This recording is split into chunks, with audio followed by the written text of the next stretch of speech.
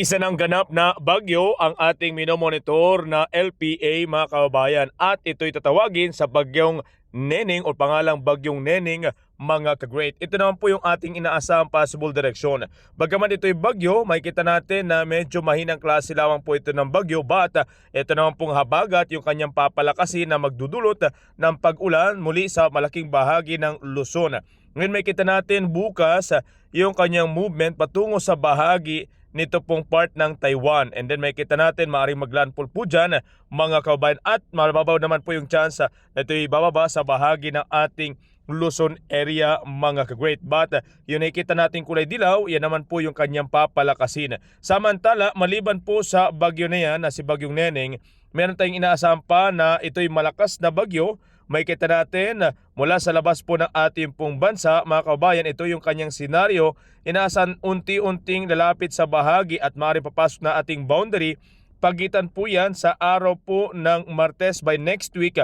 Yan po at maaari po yung bilang isang super typhoon mga ka-great. And ito naman po yung kanyang direksyon patungo rin sa taas na bahagi ng Taiwan or part ng Japan area mga ka-great. So yan po yung senaryo at magandang balita dahil medyo mababa pa sa ngayon na yung chance na papasok or di kaya maglalandfall sa kalupaan. But ito naman po muli patuloy pa rin yung habagat na papalakasin. So ibig sabihin hindi man tayo direktang tatamaan ng bagyo, habagat naman po ang magdadala ng pag-ulan at posibleng patuloy na mga pagbaha sa ilang mga lugar, especially sa Metro Manila mga ka-great.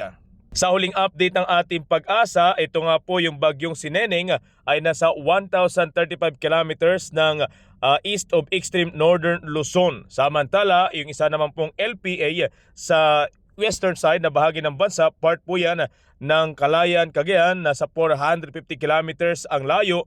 And ito naman po yung ating binabanggit na posibleng maging isang super typhoon na bagyo na makabayan, possible patungo sa bahagi ng Japan ay nasa 3,160 kilometers ng east of northeastern Mindanao. Ito naman po yung update forecast track ng pag-asa. Gaya ng ating binahagi, Taiwan ang magiging tumbok po nito.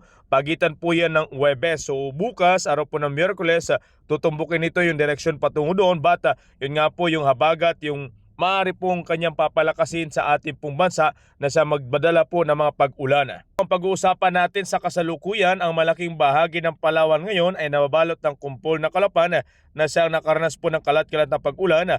Then ang part din ng Mindoro, ilang part na area po ng ating Metro Manila, Dasmariñas, Calaca, Lipa, Lucena, Mauban, part ng Kapalunga area, Daet, Ragay, ilang bahagi ng Bicol area, Catanduanes, part ng Masbate, bahagi ng Samar, Rojas, Antique, Iloilo. Yan po'y possible makaranas po ng kalat-kalat na pag-ulan. Ang ilang bahagi naman ng ating Northern Luzon, makikita natin medyo maulap din po yung papawirin sa part ng Tarlac, Baguio, Casibo, Ilagan, Tuigaraw, Candon, Ilagan area.